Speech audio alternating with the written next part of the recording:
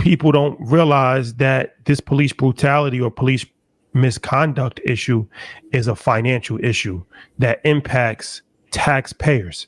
And you saying about like the E&O insurance, that was something that I had thought, because I'm like, okay, well, as a financial advisor, I had to have E&O insurance, errors and omission insurance, because I might make a mistake. I might recommend something to you. It's just by accident. I'm not trying to scam you, but I might make a mistake in recommending something to you that potentially could cost you money. And then you could end up suing the company. So then that's up to my errors and omissions policy to pay out $20,000 that you may have lost in bad advice that was given, right? Or like you said, doctors have medical malsurance, where if they do something by accident and they cause a permanent scar, right? Now you can sue the hospital, sue the doctor, and then their insurance will cover that, right? Even if it's by accident. So it's like, okay, well, why not hold police officers to that same thing and have them have individual errors and omission policies, right? So now, even if it's you're paying $100 a month, $50 a month, whatever you're paying, right? $75 a month from millions of people adds up, right? So now you have hundreds of millions of dollars. Now that's how insurance works, where now, okay, if I have to pay 20 million, it's not coming from X, Y, and Z taxpayer. It's coming from the police department, which they should be responsible for, right? So talk about that, because like I said, this is a kind of a national issue that you're championing, right? So talk about, like, really drill that home, how that really impacts people's pockets, and how when we talk about police reform, that's not really talked about a lot. We talk about police reform, we talk about less guns, but we don't really talk about the financial aspects of police reform. So it's a exact perfect point, and it is a national issue, because just if you think about municipal budgets, and we started off talking about the importance of local elections, you'll have your municipal budget, and there'll be a certain amount earmarked for your police department.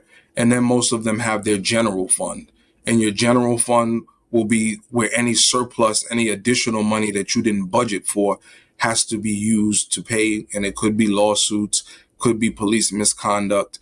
If you now take all of the money that is previously budgeted, tax money, that is either put in a line item for settlements, because they have line items for settlements.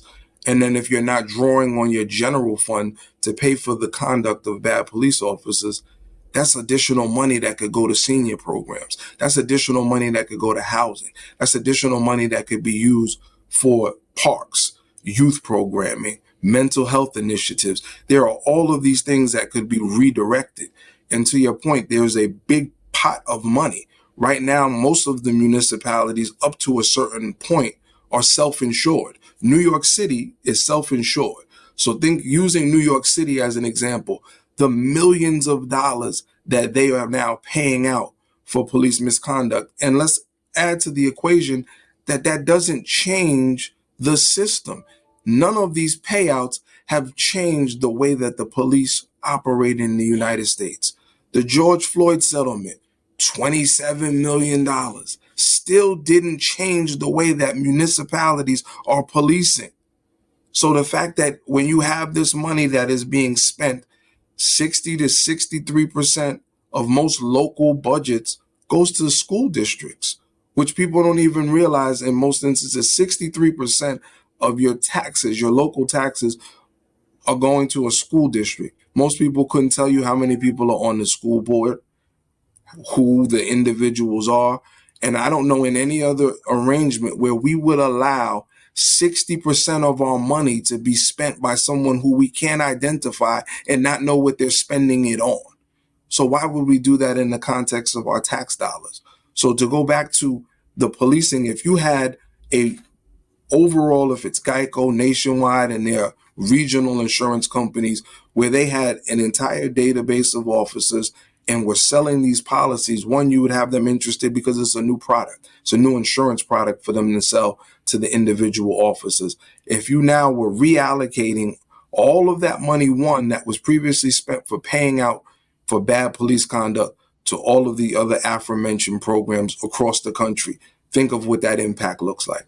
If you now have all of these officers not persuaded by Black Lives Matter, not persuaded by what the National Action Network or any other cause is doing, but solely their self-interest, thinking about Adam Smith and his principle, the economic principle that people being self-interested generally benefits the whole.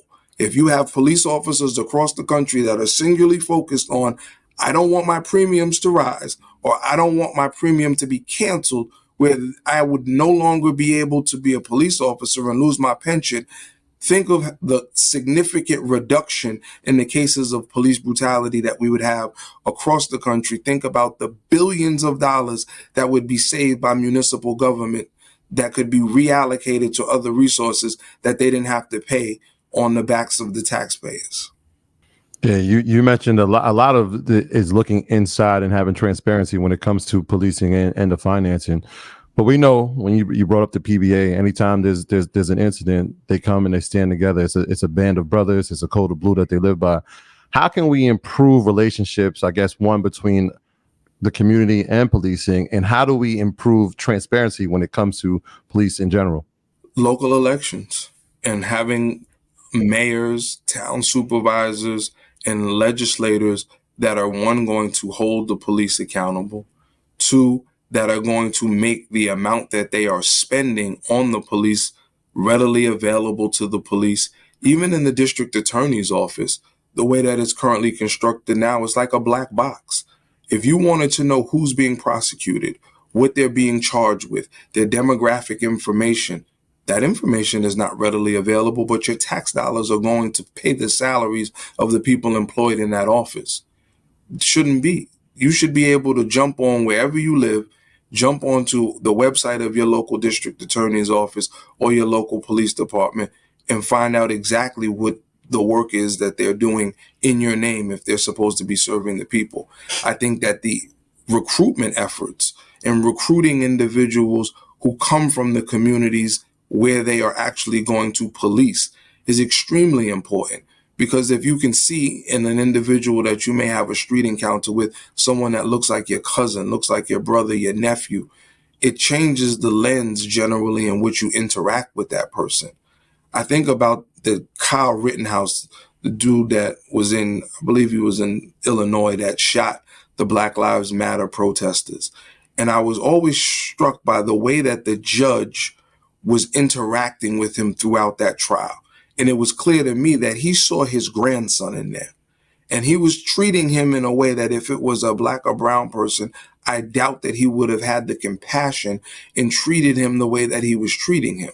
So we need to make sure that our police force reflects the communities that they're going to serve. If you have people that are coming in from outside of your community an hour away, it's not personal for them. They're not looking to try to develop this bond with you. They're often an occupying force.